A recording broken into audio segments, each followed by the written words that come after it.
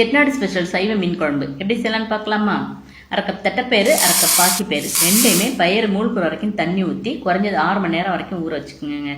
இப்போ தண்ணியெல்லாம் நல்லா வடிகட்டிட்டு மிக்சி ஜாரில் சேர்த்து இது கூட மிளகு, சோம்பு, பூண்டு, பச்சை மிளகாய், கறிவேப்பிலை, உப்பு எல்லாம் சேர்த்து ரொம்ப நைஸாக இல்லாமல் இந்த மாதிரி குறைன்னு அரைச்சி எடுத்து வச்சுக்கோங்க.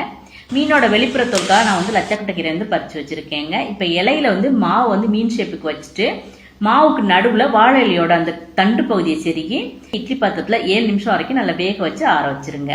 சின்ன சின்ன துண்டங்களா நறுக்கி எடுத்து வச்சுக்கோங்க.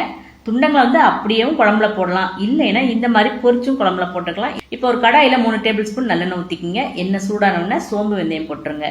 சோம்பு நல்லா பொரிஞ்ச உடனே கொஞ்சமாக நறுக்கின சின்ன வெங்காயம், கீரின பச்சை மிளகாய், பூண்டு, கறிவேப்பிலை, கொஞ்சமாக உப்பு சேர்த்து நல்லா வதக்கிடுங்க. இது கூட 2 தக்காளியும் பொடியாக நறுக்கி சேர்த்துக்குங்க. தக்காளி நல்லா மசிஞ்ச உடனே அடுப்பை வந்து சிம்ல வச்சுட்டு தனி மிளகாத்தூள், குழம்பு மல்லித்தூள், மஞ்சள் தூள், நான் கலருக்காக கொஞ்சமாக காஷ்மீர்